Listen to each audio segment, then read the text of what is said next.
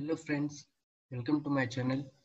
I am Dr. Sunil Kumar M. Osmani, Assistant Professor of Mathematics at Rani Chennamma University, Belagavi.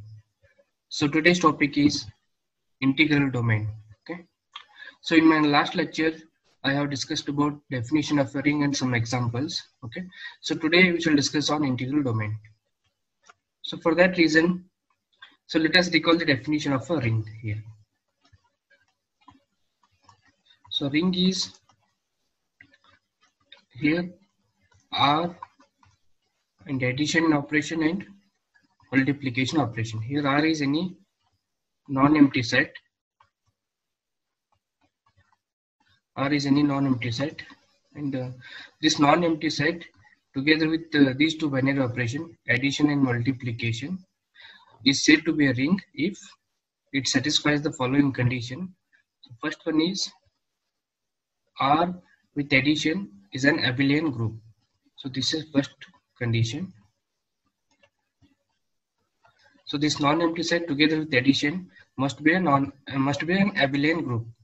Second one is this non-empty set together with multiplication must be a semi-group. And third one is multiplication should distributes over addition. Okay. If a non-empty set together with these two binary operation, that is addition and multiplication, satisfies these three conditions, then we say that this is a ring. Okay. So with this background, let us start with integral domain. So let us look at it. So before that, we have a definition of zero divisor. Okay. So let us look at the definition of a zero divisor. So here, let R be a ring, and you select any two non-zero elements, say A and B. Okay. Then it is called zero divisor if their product is zero. Okay. For example, suppose A and B are any two non-zero elements. Okay. Then if their product is zero, then we call it as a zero divisors. Suppose A in particular, we call it as A as a left zero divisor and B as a right zero divisor. Okay. So this is definition of a zero divisor. So here you have to select any two non-zero elements and their product must be zero. Okay. So for example, so let us consider this example. So let R be a collection of all 2 cross 2 matrices. Okay. And collection of all 2 cross 2 matrices with respect to addition and multiplication will be a ring. Okay. So here you can select these two elements. Okay. These two matrices. So first one is this one 0 0 and 0 1, 0 1 and 0 0. If I multiply these two matrices, I will get a zero matrix. Okay. So here you can see that these two are non-zero elements, but their product is zero. Therefore, these two elements are called zero divisors of this ring. Okay. So this is meaning of a zero divisor ring. So next one. So integral domain. So this is very important topic in ring theory. So integral domain is nothing but it's a commutative ring. Integral domain is a commutative ring which has no zero divisors. Okay. So in any commutative ring, suppose this commutative ring does not contain zero divisors, then we call it as a integral domain. Okay. So let us consider some examples of an integral domain. Okay. So before that, we have to note that integral domain means suppose A is non-zero and B is non-zero and their product must be non-zero. Okay. So consider the examples for integral domain here. So obviously set of integers with respect to addition and multiplication. This is a ring, and this ring is an integral domain because you take any two elements, say a and b, in set of integers, and a and b must be non-zero, okay, and their product is always non-zero. Okay, suppose if ab equal to 0 means either a is 0 or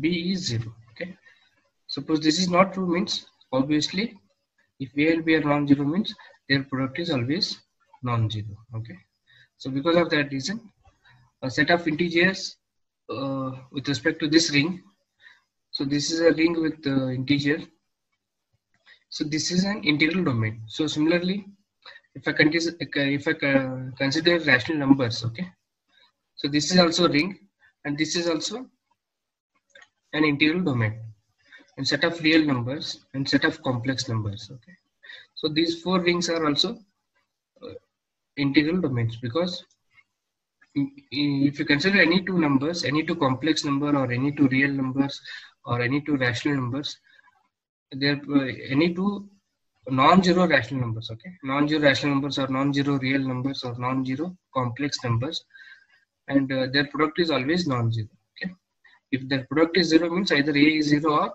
b is zero. Okay, so these are the examples of an integral domain. So next example of an integral domain is this one. So here Z5 is a ring of residue classes modulo 5. So this is an integral domain. Okay, so here, so first you have to construct this table of Z5. So elements of Z5 are 0 to 4, 0, 1, 2, 3 and 4. 1, 2, 3 and 4. Okay, so with respect to multiplication, so if I consider first row, so 0 into anything is 0 here. So similarly, this first column is 0. So next, second one, identity element with respect to an element is an identity element. So next, 2, 4.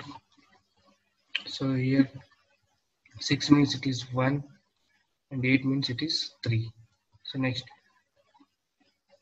3, 1 and 4, 2. So this is 4, 3, 2 and 1. Okay, so here in this table you can see that multiplication of any two non-zero elements is non-zero. Okay, suppose A is non-zero and B is non-zero, then their product is non-zero in this table. Okay, suppose their product is 0, you can see that either A is 0 or B is 0. Therefore, Z5, a ring of residue classes modulo 5, is an integral domain. Okay, so next example, Z4. So Z4 is also ring of residue class modulo 4, and this is not an integral domain because if I consider table of Z4, so elements are 0, 1, 2 and 3. 0, 1, 2 and 3. So here you consider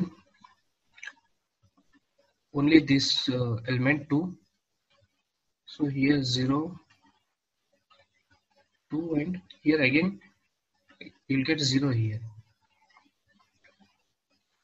because these two are non-zero elements, but their product is 0 here. Okay, therefore because of that reason Z4, a ring of residue class modulo 4, is not an integral domain. Okay, So similarly, if you consider Z6 or Z8 or any Zn where n is not a prime number, okay, then those rings with residue clause modulo n are not an integral domain, okay. Only Zp is an integral domain, okay. So here p is a prime number here, integral domain where p is prime number. So that is Z2, Z3, Z5, Z7, Z11 and so on, okay. So all these are integral domains. Only if n is not a prime number, then that is not an integral domain here. So next example, okay. So here this is an important example.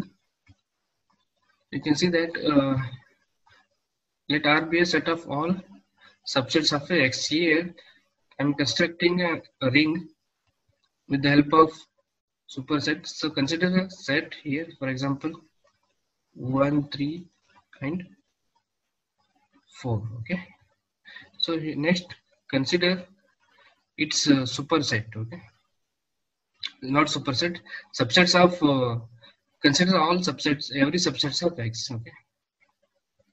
So here, so let us consider U is equal to all subsets of X, that is, so first we'll consider all singleton sets 1, 3 and 4. So next subsets of cardinality 2 here 1, 3, 1, 4, okay, and 3, 4. So next cardinality 3, 1, 3, 4, okay. So here there exists 2 raised to 3 subsets. So in general, suppose cardinality of X is equal to n, then we get 2 raised to n subsets. Okay. So here cardinality of n is 3, therefore we get 2 raised to 3 subsets here. Also empty set is also subset of this set. So here I have defined two operations, that is addition and multiplication with respect to these sets. So my addition is this one, a plus b is equal to a minus b union b minus a. So clearly this is a symmetric difference operation, and my multiplication is a dot b is equal to a intersection b. So here in this group, empty set acts as an identity element for addition, and inverse is what? Suppose A is an element, then inverse is also A itself, okay, that is A is equal to A inverse. Further multiplication is an associative and distributes over the addition, therefore this is a ring. So here consider first operation, that is, suppose let us consider A is equal to 1 and b is equal to 3, 4, okay. Then a plus b is equal to a minus b, that is 1 minus 3, 4 union b minus a, that is 3, 4 minus 1. So which is equal to 1 here union 3, 4. So which is equal to 1, 3, 4. So which is an element of u here. So which belongs to u, okay. So clearly closure law holds good here. So similarly you can check every properties of a ring, okay. So further, suppose A and B are distinct, that is, suppose if I consider 1 and 3, okay, A minus, their intersection is what? Empty set, and empty set is also a subset of this set. Therefore, identity element holds good here, and inverse is what? A is equal to A inverse. For example, if you consider A is any set, say 1 3, and its inverse is also 1 3. Okay. If you apply this operation, you'll get A is equal to A inverse. Okay. Further, you can easily check that it is a multiplication is an associative with respect to this operation, that is A dot B equal to A intersection B. Okay. So this is a ring. So next one, this example is very important because this ring is not an integral domain.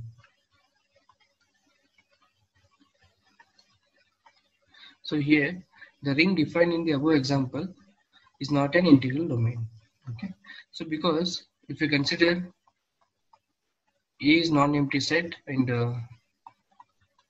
B is also non-empty set, then the intersection must be sometimes empty here. For example, if I consider 1 and 3,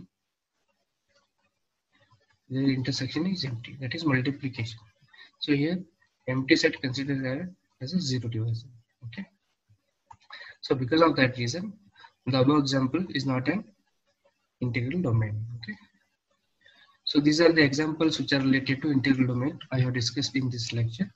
So we shall continue this topic in my next lecture. So I will start with the definition of a field. Okay. So if you have any doubts or any questions, you can comment in you can comment in the below comment box. Thank you.